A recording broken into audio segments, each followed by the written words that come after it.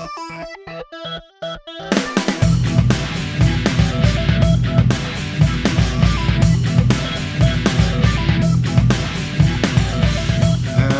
and welcome to NerdVsWorld episode 66, Flight of the Nerdigator.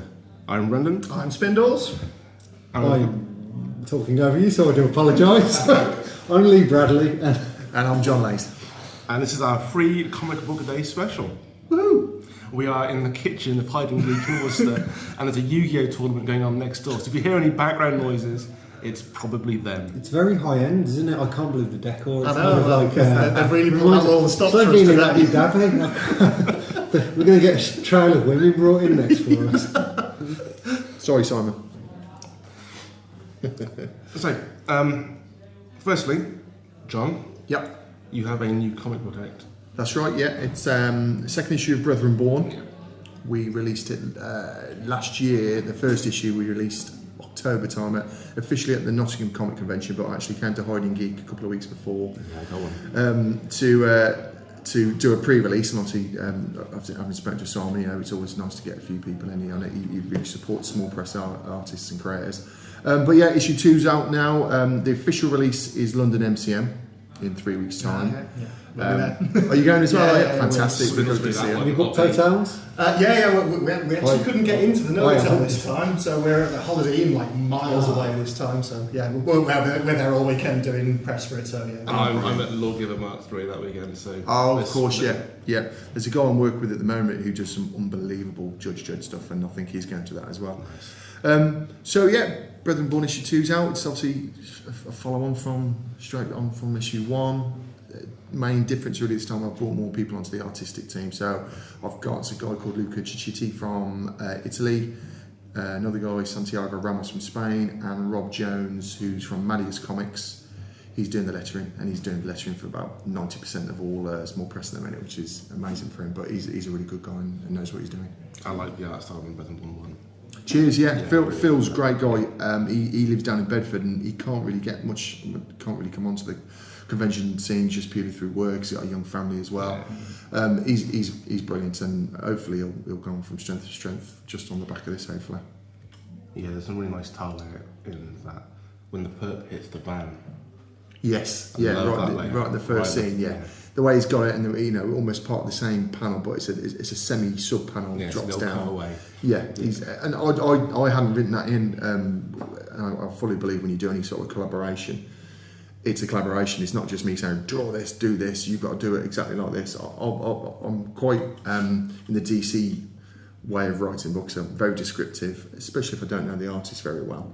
But I always say, right, tell me what you like to draw. If you like to draw this, try and fit it in. But you have free reign on the panels and see what you can do. If it looks crap, obviously we'll go, well. But he's a big comic fan anyway, so he's got a real good idea of how panels should flow and how they work together. And it's his first comic as well, but he's done a real good job on it. Yeah, I was really impressed with it. Like the sense of motion you get from that. Yeah, he's really good. He's got a good head on his shoulders. I'm keen to get my hands on Brethren Born number 2, I'm not going to lie. Cool. Well, it's downstairs. I'll get it later on. I'll do a discount for you boys. Sweet. At least 3 Don't do that on a podcast. What's wrong with you? Anybody else? You're going to have to subsidise Brendan's need for comics. I got my pull list today. I misinterpreted what Simon said in an email to me. He was like, it's 1 free comic for turning up, 1 per purchase, and then 1 if you go over 20 quid. And I was like, does each comic in my pull list count as a purchase? And he was like, yeah. But what he meant was the entire pull list counts as 1 purchase. So I hadn't been in for a couple of weeks. I come down, I got my All New Inhumans, my Survivor's Club, my New Romance. I got like 11 books waiting for me, like, school. Don't have to pick and choose my comics anymore. I was going to get them all. And no. 1. That is harsh. Simon Cooper, you're an evil man. Denied. So I was like, I'll buy them individually. Does that count? And I was like, nah, can't be a dick. So I just got my entire pull list. And I ended up buying a hand-signed pop vinyl so I can get an extra comic. Quite. But I got 4 comics. And then I got I'll be kicking off about that. I can't be honest. Well, we'll be happy about that. I'm going to go and buy one, go out again, buy another one, go out again, come back, single purchases. I got a 5th though, because I got your primer. Okay, brilliant. So Yeah, cool. nice one. So how did you get involved with that collective? That's the next big thing. It was last year. I was at the ICE convention in Birmingham. I was doing a piece for DownTheTubes.net for John Freeman. If you haven't heard of him, he does the website DownTheTubes.net, and it's really supports British comics. Really good guy. He used to work for UK Marvel. I don't know whether you've bumped into him, Lee. Really good guy. And I was writing a piece for that website because they were doing ICE on the first day, and Comics Uncovered on the second day, which is loads of top artists and top creators doing workshops, really seminars. So I was there doing that piece and just going around talking to all the small press guys, and got talking to a guy called Phil Woodward, who's been sort of, he developed close to immortality around about 4 or 5 years ago, but he's sort of just been in the background, just simmering over. And he'd been talking to another couple of guys at that same weekend, and I've never met them before, but obviously being a total gobshite and just chatting away, and really passionate about comics. About 2 weeks later, he phoned me up and said, would I like to be involved with it? And I said, look, I've only been doing this for a couple of months. I don't know what I'm going to bring to the table, if it's just going to be total pish, or no, I haven't even released Breath and Born yet. It might get totally panned. I might never write a comic book again. He said, well, it's not just about that. It's about your enthusiasm and the way you feel about comics. He said, I think you might be able to bring something to the team. So that was back in September, and we've sort of gone from strength to strength, really. We've got a nice group of guys. We were talking about what comic collectives can do for the individual as well as the team, and a lot of them tend to fail because it's a group of individuals, and if you don't get lots of press and promotion, it can just fade away. But there's a nice core 4 or 5 of us who are really passionate about it, so hopefully that doesn't happen to us. But they're all really talented guys as well. They've all got other bits and bobs going on this year, and that's what the free comic's all about, really. It's lots of little samples of what we're doing. You were saying about Marvel UK. Is Marvel UK still a separate press? Because I know it used to be. Marvel UK is owned by Panini now. Right. So okay. Panini, the sticker book. Panini. I always get confused with like panini sandwiches. Panini. It is definitely Panini. Yeah. But a while back, a few years back, they were basically had an edict when Disney took over Marvel. They were told they couldn't produce any new material, which is what made a lot of UK comic artists that were working with them basically fall off the radar. They either jumped up or they fell off the radar. Right. So I know. Well, I say I know. I assume, based on the information I know, that they no longer produce new material. Right. Okay. But what they do, and that's for Marvel. But what they do is republish. So that a lot of the small Marvel-sized versions, they republish all that stuff. But I do believe they create new works based on new properties that are not under Marvel's. Right. Okay. Yeah. Because I remember some of the titles. There's things like Warheads. I don't know if you remember. Oh God, that was we're talking like 30 years ago. This is old Marvel UK. That was stuff. Gary Erskine, yeah. Yeah. Because that was the stuff I used to really love. That was kind of Warheads was one of my favourite books. For me, it was Dragon's Claws. Right, Dragon's Claws, Jeff Senior, fantastic. And Death's Head. Death's Head was a great costume. Yeah. Costume, comic book. Yeah. Very tired. Yeah. Dude. We all are. Talking about costumes again, you're such a perv. A Death's Head? No, if you had a Death's Head costume, that'd be a bit weird. I've got many costumes. I've got Prince Namor. I'm going to go to a show one day. It's Prince Namor. It'll be out of shape Prince Namor in a hat, but I will have the scaly green pants. So, other than that, yeah. Do it, please. Sweet. Don't you say that at the time? Do it at Worcester Comic Con. Yes.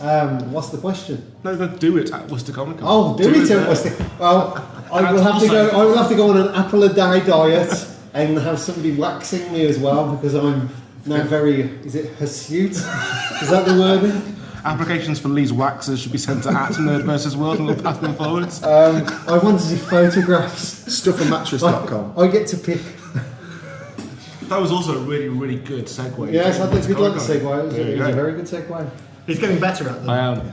It's all about practice. It's all about practice. 66 episodes in and you've finally nailed it. But it's kind of like a joke as well. You have to explain what it is. It doesn't really work quite so well. Oh God. But yeah, Worcester Comic Con. Yes, Worcester Comic Con. It's my first. Well, it's not strictly my first event. Last year I did my very first exhibition, and it was at Forge Mill, Redditch, and it was Retro Marvel Now. So they approached me. It's one of these random things that I found. I use the word career loosely. Okay, so in my career, I've discovered I broke into comic books just wanting to do comic books. Yeah. It's all about comic books. I've got to just draw comic books, and everything I was offered along the way, I wasn't interested in. And then you finally do comic books, and you realise everything else is connected, and you start doing all the other stuff, and you start enjoying it. Yeah. And so I've had a very eclectic career, so I've jumped on an awful lot of brands, which has been great in terms of profile. And then I've been invited to an awful lot of shows, and I get invited back a lot. And because I did one show, I was contacted by Redditch Council. They heard I was something to do with Doctor Who, and I said, okay. I have never done Doctor Who, I have nothing to do with it, but you want to keep the council happy. So I did Day of the Daleks for them. I turned up, and there was me and an actor called John Davey, who does a lot of prosthetics, food stuff for Doctor Who, and it was brilliant. I had a fantastic day, only there 4 or 5 hours, brilliant feedback, better than some massive shows, but in effect you've got no competition, so it's you, one actor, and people out for a nice day out. Yeah. And because of that, they then approached me and asked if I'd like to do an exhibition. Hence, I did Retro Marvel Now, and it was a mix of new work, but an awful lot of pages I'd drawn that I'd still got. So there was some Transformers stuff, Spider-Man stuff. I had original pencils next to the inks, and like a fruit stage sequence, because I'd done one issue where I was the pencil inker and colourist. So I had a display basically, and it went down really well. At the end of it, we arranged a single one-off kind of convention day, but it was for just kids and families, and it was heroes and villains. And we had 805 people turn up from me and an actor called Julian Seeger, who again Julian's a top guy, great with the public. But you know, in the scheme of things, me and Julian are not exactly A, B or C list, but you know, we've got a certain level of popularity. But 805 people turned up with no advertising. Wow, it was ridiculous, and I learned a lot because I was quite involved in the organisation, and it just made me kind of get a taste to want to organise something else. And I thought about organising a show. I didn't plan on it being as big, but you get a bit carried away, and then you see a venue and you go, yes, I'll have that venue, and you do it all in the same day. And yes, so hence we are now at Worcester Comic Con, where I have 15 actors coming, 8 comic book artists. We haven't announced all the actors because it's based on a couple of contracts to be signed, and there's one more comic artist to be announced. But yeah, it's going to be fun and incredibly stressful. I would say emphasis on the stressful, I'm thinking. Well, I went to the Forge Mill one last year with my wife and two girls. I got 2 young girls, and it was brilliant. It was a really good day. I've known Lee a little while now. We both live in Redditch, unfortunately. Secret! Redditch, Massachusetts. Yes. Give me Secret. And it was a really good day, really well organised. You got the cosplayers there as well, and I was out the front, and that drew the crowds in. And the actual the bit in the actual Forge Mill Museum was fantastic. You know, all your different bits of work. It was a really good day. Setting up the exhibition was quite scary because I agreed to it when it was full, and then I went back when they reopened about 2 months before I was supposed to do it, and I saw the size of the venue once their displays had gone, and it was like, oh my fucking god, how the hell am I going to fill this? And I remember waking up about 6 weeks before at 2 in the morning and going, oh my god, and then just working in the kitchen on a light box on the sink until 7 in the morning, just trying to produce stuff. And it turned out I had more stuff than I actually could put on display. It's one of those things you overcompensate in a way. But I appreciate that, and it did get a great feedback. That's what kind of got a taste for it. That was really good, mate. Really good. What sort of things are you doing at Worcester Comic Con? Are you doing like panels and stuff on the day? Or no. The one thing we decided to do was, for year 2, we already have, shall we say, an extension and a place we can do all that sort of stuff. But year 1, we want to make sure it runs smooth. Yeah. For the one thing I have learned from the other side, so my fellow con organiser, he organises a big show, but he does it from the top end. I've gone from the bottom end, so like last year I did 23 shows. I've probably done, I lose track, between 100 and 150 shows in 5 years, and so I've seen all the the balls ups and the mistakes, and I know that'll probably happen at my own. But the main thing is to have it run smoothly, to make sure we can process people through nice and easily, that they're not queuing for hours on end, that people realise they have to get tickets in advance, so we don't oversell the venue as well. Make sure the staff know what they're doing, make sure people know where to direct you, the queues run smooth, and people just have a nice day. If we can get that right, we can get the basics right, we can build from there. If the basics aren't right and we overstretch, that's where it's all going to, I don't want to be answering negative emails for the next 6 months. I exhibited at True Believers in Cheltenham this year. In February. I don't think you were there. No, I did Sci-Fi Ball. I do it's for Teenage Cancer Trust. Yeah, that was I met you there. Yes, that's it. Yeah, that's it. Cool. But it's a very similar size venue. And they've got it now down really well. They've even got people meeting you at the loading bays, and people will take your stuff to your table for you, so you go and park your car, and then you come up. We won't be doing that. But that's carry your own shit. I know they struggled getting people in. There was quite a bit of a curiosity, and they said, "Yeah, we'll put our hands up to that one." And said, "Yeah, we're going to improve that for next year." So it's good to see, because that's one thing that'll piss people off. Oh God, yeah. They turn up, especially right at the very start, and they've got a queue for 45 minutes, and they're like, "Oh, what's going on?" Well, there's a lot of the smaller shows, and it's not their fault, as in they've got so much going on, but at the same time, it is their fault because it's part of the process. So it's that balance. They will open later than they plan, and I've been at quite a few where it's been 15 minutes up to 45 minutes before the doors have opened. That's going to piss people off. Yeah, immediately. Because you're just thinking, what? As the punter there, they're thinking, just open the goddamn doors. And that's about behind the scenes, having everything in place so you can open it. The second thing is processing people because of the venue.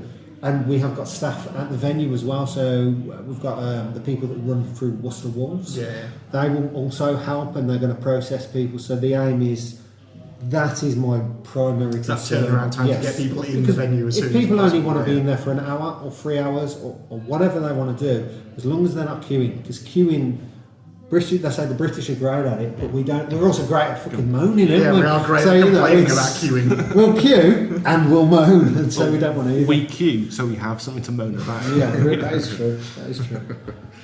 But it's good to see that you've got comic artists there as well, because there's so many conventions out there. I've got the word comic in. Yeah, and I'm not going to start naming names, but you look at the list, and like the one of the main people who got there is 8th Stormtrooper from the right. You're like, really? But and then you ask them, what comics have you got there? And they've got literally none there at all. It just does you. I think for me, it is a balance. I totally get why they call it Comic Con. If you don't call it Comic Con, generally, it's not as well attended. The general public that watch the films or have a character they like, call it that association. Yeah, they associate San Diego Comic Con, they associate the Big Bang, they associate Comic Con. And so you will get a bigger pull of the audience. That's why it doesn't make sense why shows call themselves anything else. But at the same time, if you call it Comic Con, you should have a decent amount. It's got to be some representation. So for me, I wanted, it was part of the deal. I want at least a third of the guests to be comic artists. I don't want too many guests. I don't want it flooded. It should be a balance, but I want at least a third of the guests every time to be comic artists. And that then feels like it's Comic Con, and then getting partnered with Forbidden Planet, so they'll have a booth section. Plus there'll be local shops such as Hide and Geek. It gives it a comic flavour to it. So, and hopefully that will entice people into comic books as well. Yeah, and I guess the thing is, like with things like today with the Free Comic Book Day, do you find that it is bringing people into the appreciation of comics, or is it just something that's Yes, but it's inversed now. What used to happen is you would buy comic books. I remember, it wasn't my first book, but the one book I always remember is Secret Wars 1 on the comic shelf. I remember going with John Menzies, it's Redditch Town Centre, and I literally saw it on the shelf. I remember getting my mum and dad getting so excited, and I think there were stickers on the front. I've still got it. It's my only signed by Stan Lee. It's like, yes, it looks tatty. It's not worth jack. It's ripped on the cover, but it's just the fact it's what I had. And that's how you got into stuff. So you read the comic, then you liked the cartoon, then you get into the film. It's flipped. Oh, it's the other way around. People like the T-shirt. They then like the film. They then eventually, you hope you get them into the comic book, and then they maybe have a bigger appreciation, or they want to find out the background to the films. But it is flipped, and I don't think you can change that because it's. I don't know. I mean, I'd say essentially, I'd say we're in the golden age of the comic book movie at the moment. Yeah. And like, we've had them before, and they've eventually hit saturation point, and then it's disappeared back to being a subculture again. Do you think there's a danger of that occurring? I did think that, and I kept thinking, even with comic shows, I kept saying to people, 2016, 2017, it's going to drop. Yeah. But I'm slightly turning my mind on that now, and it's primarily because what Marvel's doing with their films, then they are using characters from the Marvel Universe in, you could put in brackets, comic book films, but they're not so much comic book films. No, they're not. Ant-Man, I watched. Literally, I went to watch Civil War yesterday just because I thought if I'm coming to this shop and somebody says something, I will strangle it. I've got to watch it. So the night before, I bought Ant-Man on DVD, although I'd seen it at the cinema a couple of times, just to rehash and to force the lady friend to know what was going on in the film. So you've got to watch Ant-Man first. Oh yeah. But Ant-Man, especially when you watch it a second time, it's a very 80s feel-good film. It is a heist movie. It's fun. His comrades in the van, you know, they go backing up. That's what makes that film, and it's not really. It's no different than Honey, I Blew Up the Baby or Honey, I Shot the Kids. It's that film, movie. It's like an 80s caper and movie. Guardians of the Galaxy is Star Wars, but with fun. It's kind of Star Wars mixed with Explorers. Mixed Last with, Starfighter. Yeah. Last Starfighter, definitely. One of my all-time favourite films. Yeah. Why they haven't ever made a prequel, you know, don't make a prequel and then make a follow-up, you know, the first Starfighter, but anyway, enough of that. But yes, Marvel are being really smart. I saw the Doctor Strange trailer just before, and it looks like what's that Nolan film? Inception, yes. And he's effectively wearing a costume of a degree. It's not how you would envisage superhero films. Yeah. And that's what I think is going to keep it fresh. Well, that's what they do better than DC, I think, with their films. Yeah. Is, like say, Ant-Man is a heist movie. Iron Man 3 is your PTSD survival movie. Yeah. Winter Soldier is a Bourne film. They have the narrative shorthand of being able to apply a template of a film you're used to, but put a comic character into it. And it just works really well. The first Captain America, that's a war movie. Yeah. It was like the Rocketeer, though. It's somebody in the same direction, It's a isn't war it? movie, Yeah. but with the superheroes, it's just super strong, really, isn't it? And it was brilliant. Well, the great thing about the Captain America films is that they've each stage, and you don't realise, the poor bastard, you know, the first one, he basically has to give his life and he's never going to see his girlfriend again. The second one, he gives his life and is frozen and his mate drags him out. And then this one, am I allowed to? No spoilers. We reviewed it last episode, so it's all good. Well, you know, it's effectively, he's given up the mantle of who he is. He's probably going to become the captain. I wouldn't be surprised if they just spray his outfit black and he has no shield. And, you know, like the old To be honest, that was the one thing that stuck with me about Civil War. You've seen it? Yeah, absolutely. For a film all about consequence, they come out of it with very little. Yeah, I was expecting the Cap to die. Yes. I'm not going to lie, I thought he was going to die, and I thought that was what the narrative needed for that film. See, but it didn't happen. I agree, I did expect it, and that's why I was dreading anybody saying it. You know, for Superman, Batman, I read online, Superman dies. And you just think, I have not even gone to the cinema or thought about booking a ticket yet. Come on, guys. But with Cap, I kept expecting it, and part of me thinks it was clever because we all expected it to a degree. You kind of thought it was either going to be Rhodey that dies, or it's going to be Cap. Yeah. And maybe they should have killed Rhodey, but I wouldn't be surprised if they have a long-term plan. For me, Rhodey was Iron Man when I grew up. For the 80s, you know, Secret Wars the following couple of years. So I wouldn't be surprised if he takes the mantle and he has to be in a suit because he can't walk without it. It's the next step of need that chest thing. Yeah. I suppose they did the consequences is that all the Avengers now are effectively outlaws, which The Team Cap ones. The Team Cap ones, I'm sure they're still in. Yeah, that was what got me, was that, you know, essentially now you've got all of that team are now segregated away from the rest of the universe. I think that was what was clever about the Marvel stuff. You kind of watch Avengers, the first film, and the lead on, and you kind of feel safe. Like, we're going to get an Avengers film each year, there'll be a big bad, maybe some twists will come up, and that's what you expect. Yeah. And they've already pulled the rug. They've pulled the rug and they said, no, it's actually, you don't know what's going to happen. Yeah. I like that. But you are right. It felt like a missed beat to me. Yeah. From a story perspective, it felt like they'd missed something. It was the one Marvel movie they could have gone legitimately dark with. Yeah. Taking a big sacrifice. Yes. It's kind of funny. I watched Winter Soldier on, I can't remember what day it was, the day before Ant-Man, watched Ant-Man and then watched the Civil War. And the one thing that stuck out for me, like your Bourne connection, it's the best Bourne film ever. Yeah. It is fantastic. And there isn't a beat missed. And Civil War next to it, I think is a fantastic film. But it's almost a film of 3 acts. Yeah. And you feel the difference in the acts. So the whole airport scene is the end of that act, and then the final sequence is another act. So it's a very 3-part act. With Winter Soldier, it just bleeds. Yeah. That you don't breathe. It's seamless. Yeah. And it's worth saying that the airport scene in Civil War is probably the single greatest fight scene ever put to a movie. Ant-Man, for me, Ant-Man versus Spider-Man with just them Ant-Man two and Spider-Man were just characters. brilliant. Yeah. Both of them were just kind of in awe of being in the middle Yeah. of it, which I And thought it was was fantastic. genius. Yeah, absolutely And they fantastic. got the Star Wars reference in as well. The AT-AT reference. and then Oh yes. Yeah. Oh yeah. Of course, yeah. What did he say? What did Spider-Man say? Some old movie. Some old movie. Yeah. I was like, oh, it's brilliant. That's brilliant. But they've set that up perfectly as well. He was a brilliant Spider-Man. My favourite Spider-Man by far. Yeah, for sure. His He costume was cartoon Spider-Man, wasn't he? Yeah. That's what he was. Genius. And Black Panther as well.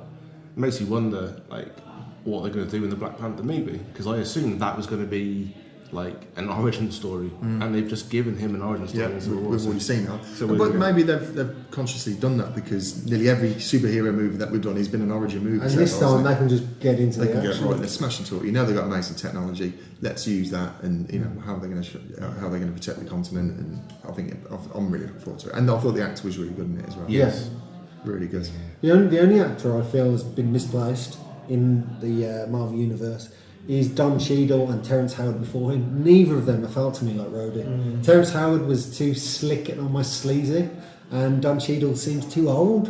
And I kind of imagined Tony Stark's bodyguard as, I don't know, somewhere in between both of them. Right. They've just not kind of fitted for me. What nobody's mentioned on any of the podcasts or any of the reviews I've seen of Civil War is that start with Tony Stark as a young Tony Oh, Stark. that's fantastic. The effects. I was That only was- thinking about it. This It morning, I said, no one's reminded mentioned me, it. you know how much I hated him as an actor back then. I saw it and I thought, I used to hate him. I think it didn't have quite the same impact for me because, like you, I'd watched Ant-Man, and Yeah. so you get that Michael Douglas Yeah. scene at the Yeah. start of Ant-Man, so you're used to it, and you're going to how to do the But same it was thing still with Robert brilliant, Downey Jr. yeah. Oh, it was Just fantastic. the effects are just unbelievable. You can just about tell. Kids would never be upset. They've got no real realisation what they're doing to it, but you could just about tell it was an effect. But unbelievable. Yeah. How they do that. It's Stunning. just crazy.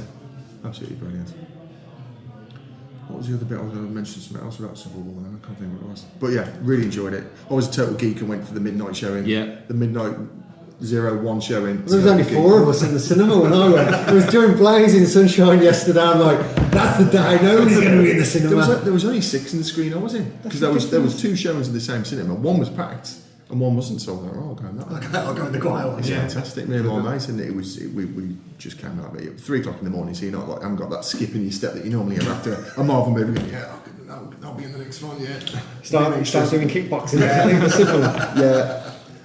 But yeah, absolutely brilliant. Loved it. Yeah, I came out, it was awesome. At 3 in the morning, and someone put a nail through my tyre. Are you joking? Parked in the View in Oxford, and someone was putting a nail in my tyre. Bastard. I was just like, oh well, up a day. It's in a Marvel film, so feeling alright about things. Let's change that. I think going back to your original point though, will it die off?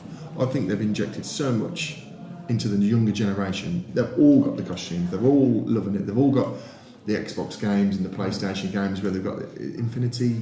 Is it called the Infinity? Oh, they did the Infinity. The designs on them are brilliant. Mate, you can have those on a shelf. And I do, yeah. I've got all the Avengers lined up on a shelf and Guardians of the Galaxy. A mate of mine's got one at the Hulkbuster. It's absolutely It's amazing. stunning. But I think they've put so much effort into they're just going to grow up and they're just going to want more and more and more. Because look how old we are. Yeah. We're old gits and It we is still a want change to though, because it used to be a nostalgia thing. So you fall out of love with this stuff for 5 years, 10 years, and then you go back to it, and that's where you think it's going to drop off. But I think because it's a bit scary. It's almost like being brainwashed now. You know, it's become such a part of culture. It's only if there's a new punk type movement that takes over and completely rejects this stuff. But it's so ingrained. Yeah. It's everywhere. Yeah, I mean, I think for me the danger is in having too many characters and keeping them around. I think they need to keep it fresh and keep circulating the characters. And you kind of feel that with Marvel, don't you? Can Yeah. you imagine Captain America will disappear and Iron Man will disappear and it'll be Cloak and Dagger and stuff you never expect. Oh, wouldn't that be Yeah, awesome? yeah. Cloak Cloak and and Dagger, Dagger's I'd love to see them again. Yeah, especially the female lead. She'd got to be super hot, isn't she? But yeah, that'd be, yeah. But You being a perv. Yeah, total perv. You being a perv. Total perv. But Tony Stark said he's going to do one more, isn't he? But Well, he's doing Spider-Man. he's just coincidentally Tony Stark, though, isn't he? He's just perfect. That just sounded inappropriate. I was going to do one of my terrible jokes, but I was like, Phrasing. Come on, young boy. I'll show you Going some into his toys. room, sticky substitute on the handle. Super strong. Yeah, I know what you mean, man. Quality. We'll let that one sit there. Just for a minute. Remember what you said. Tony Stark and his young boy. Brendan said. Do you see there being a saturation point? You've expected it to be now, but do you ever see that actually coming? It could, and it's when they clearly want to make money. The whole point of this game is they don't do it for fun or love; they do it for making money. But it's when that overrides. Yeah, but outside of the film universe, now if you go back to actual comics, Just on that, I think it's not going to be Marvel that does it, and I think DC are the people who are in danger of saturating the movie universe because their TV universe, other than Arrow, can't stand Arrow. Really? And Legends. Really? I just couldn't. To be fair, I didn't see the first two series, and that's probably the problem. Yeah. I jumped in when Flash was on. Right. And Flash was so good; it felt staid, it felt forced. Right. Legends of Tomorrow. My little It's girl very watches silly. it. Yeah, it's not quite Doctor Who, yeah, but yeah. it is. But the Flash and Supergirl, I love Supergirl. I'm in love with Supergirl. Well, Every time my daughter wants to watch Supergirl, I'm like, There's talk that's going to move on to CW. no, for that's next season. that so would ruin it. I think. really? Well, for me, CW is so well CW is good, but for me, it's like when Smallville was out. The first 5 seasons of Smallville, there's some beautifully shot, clever telly, and then it went over to CW, and they effectively. They finished episodes by telling you that they'd beat the bad guys. Oh yeah, we put them in, and you didn't actually see what I'm happened. totally the other way around. I can't stand the first 5 seasons. Oh no, see, for me, it's like Dawson's Creek with powers. Yeah, but for me, the later seasons and his terrible on the red blue blur. Come on with something better than that. The red blue Yeah, fair blur. enough, it is a bit It's. I like it when TV shows have character or they got a bit of heart, and I felt like it lost the heart in Smallville later on. And I'm not sure. Maybe it's because I've not seen the start. I didn't feel there's much heart in Arrow, whereas the Flash. Even Cisco as a character. Yeah. He's great. Fantastic character. It's the surrounding pit. Flies on the I just noticed. You could have told me, guys. Let me put it away. I can't think of staring at guests' crotches. I have to the fact admit. there's a big white sign there saying hello. The hidden webcam's picked it up, so Anyway, well. Like a character. Yes, it's all about heart and flashing your genitals. But I think for me, it's the DC cinematic universe. I think is the danger of saturating it because I think that Batman vs Superman was in a lot of ways very, very mishandled, and they had a whole load of stuff that they just crowbarred in there. Yeah. I'm worried about Suicide Squad because I like Suicide Squad and I've been really looking forward to this movie. And But you're worried because of the last. Well, if any of them deserved to be R-rated, it should have been Suicide Squad, not do an R-rated cut of Batman vs Superman. That doesn't need it. Suicide Squad does. Yeah. So that worries me. That What rating is Suicide Squad? 12. Really? Yeah. That's what I mean. No, because I think the ratings in the UK are really, really fucked up. They're right. I literally, when I watched, I think we talked about this earlier, when I watched Deadpool, Yeah. I literally the whole time I just kept turning to my side and thinking, this is a 15. I couldn't believe it was a 15. This is. I even tweeted the BFCC about it, and they tweeted back our guidelines, and I looked, and it said there should be no decapitations, the sexual scenes, and it went against what their guidelines were saying. So I He just cuts off someone's head. Yes, it's well when he gets blown up and you see his silhouette and you see the wang of his His cock arm gets flying chopped off and stuff, and so- the whole Yeah. anal joke scene and the sex. It's just bizarre. Very and now you say Suicide Squad Is a 12. is a 12. Yeah. The test is going to be how they handle the Killing Joke animated movie. I don't like the look of that. That's rated R, and yeah, I'm not entirely convinced. When you think how fantastic visually the book is, it's one of them seminal books that you just the colouring alone. I saw the cartoon and I thought, or saw the trailer for the cartoon, and I thought, is it needed? I don't see what this is adding. It looks almost like a direct. But it's not. It's not. It's kind of like what Watchmen was, I think. It looks weaker though, because if you watch Batman animated in the 90s, beautiful. Yeah. Bruce Timm, absolutely flawless. And this doesn't look like that. It looks like where Marvel have got some. I watched Planet Hulk recently. It was a good cartoon, but I don't ever believe their style guides are that strong. You know, there's weakness in them. Whereas certain shows like Brave and the Bold as well. Brave and the Bold is fantastic because of the style. The style to it's very out there, but it really works because they've got such a handle on what they're trying to do. And did you ever catch any of the Marvel anime ones that they released? I saw a Punisher one. There's a few on the net and the kids' channels. Story-wise, they hold together. I thought they were really good. Though. It's just it's only my personal view. I don't think the style is that strong. They seem to be lacking. When you consider how great the Marvel universe is, it's surprising. I still haven't brought myself to watch the new Batman movie because I enjoyed the first. I say not the first three, but the last three. Christopher Nolan ones. I absolutely adored those, and it's almost like I'm an Aston Villa fan. And when we beat Liverpool last year, out of the room. I know. I want to say it to myself. But last year, me and the old man went to watch them versus Liverpool in the semi-final, and we played Liverpool off the park, and we going to the FA Cup final. My dad said, "Well, we'll get tickets." I went, "No, I don't want to." I said, "Because I know what's going to happen." And obviously we got stuff by Arsenal.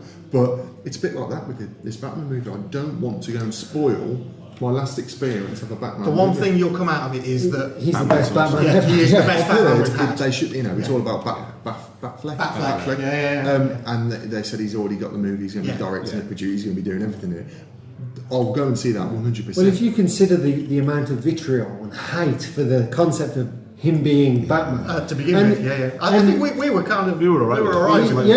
If you've watched Argo or any of his director stuff, The Town. The Town is fantastic. Yeah. If you've watched The Town or Argo, you're just like, he can handle the role. He is fantastic. He is Bruce Wayne. He's Bruce Wayne without a doubt. And then when they visually what they do with Batman, and it's like that old Batman film. It's my biggest criticism is I love the original Batman film, but it's not Batman. He lands on a rooftop, person pulls out a gun, shoots him, he falls over. Batman wouldn't stand there and allow somebody to shoot him and then fall over. And the answer is always intimidating them afterwards.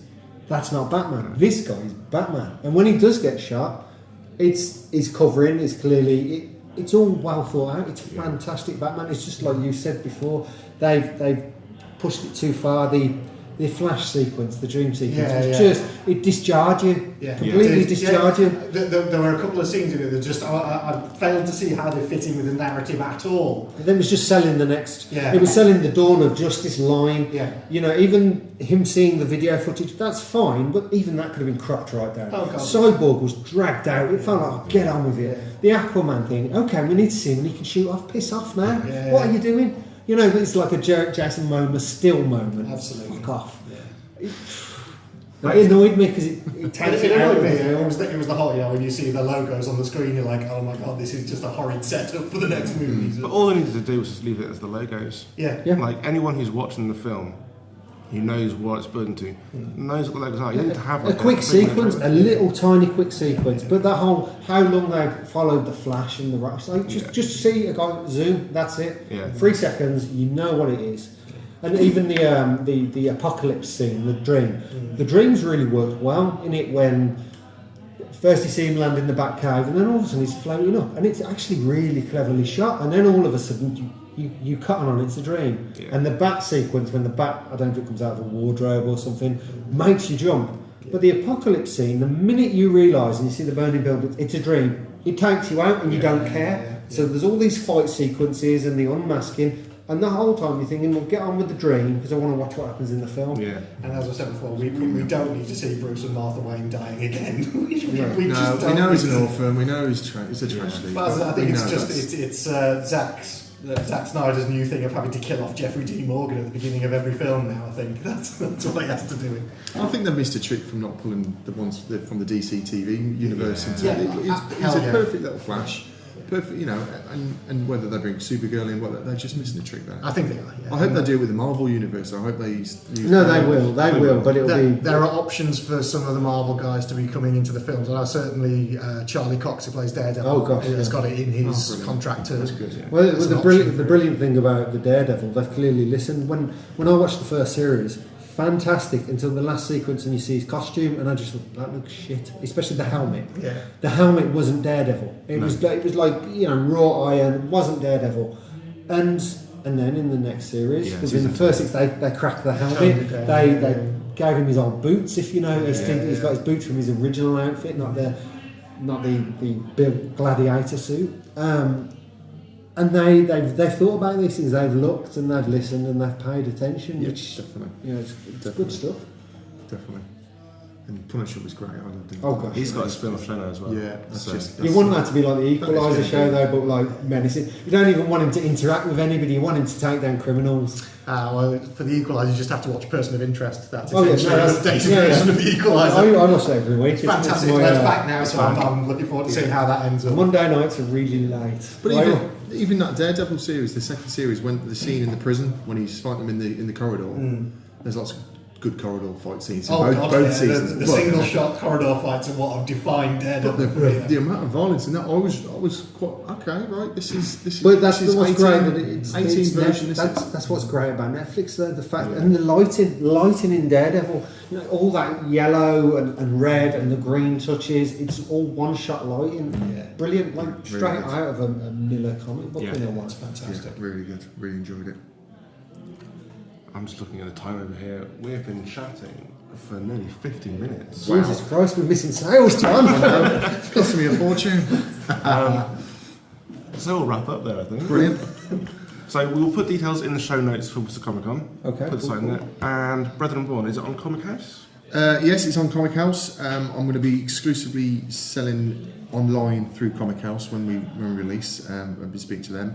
I've got a story coming out in the Comic House anthology, which is going to be kick-started in the next couple of weeks. But it's definitely going to happen. So yeah, I'm really sort of pushing the Comic House because it seems like a really good place. Yeah. I'm a comic collector myself anyway, so I've got my eye on a few comics on there, which is obviously going to be really good. On Level 8 Comics as well, level8comics.com. Yeah, put a link to that in the show. Brilliant. C2I as well, the C2I Close to Mortality, that website should be coming online this weekend as well. So there's lots of links to all the different things I'm doing as well as the other guys. So. Cool. We had loads more questions. Will you be around at MTM next week as well? Not next week. Yeah, I've just got to book a hotel because I'm always last minute. And you look at the prices and you're like, what? Stupid. So it's the first time we haven't been able to get into that Novotel right next to Excel. That was sold out. Normally I'm Nova Hotel or the Ibis, one or the other because they're nice, but their prices are... They are expensive. Yeah. So yes, well, we'll see you all there. Awesome. That'll be great to see you guys again. Thanks for joining us. Cheers, guys. Okay, so I've been Brendan. I've been Spindles. I've been Lee. I've been John. And until next time, take care and be excellent to each other. Ta-da.